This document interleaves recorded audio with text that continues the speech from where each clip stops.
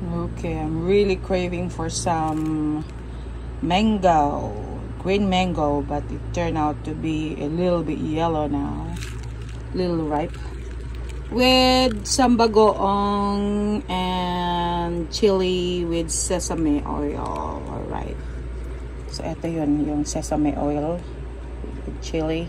Hot, spicy yan.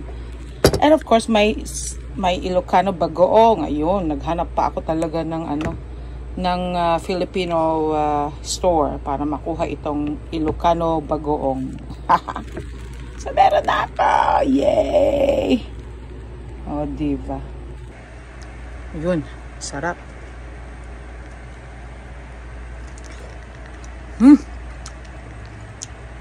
Oh my God. Tagal din hindi nakakain ng mangga.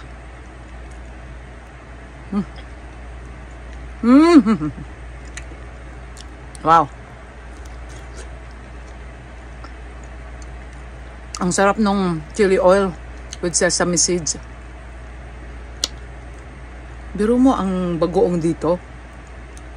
$9 something, almost $10 na.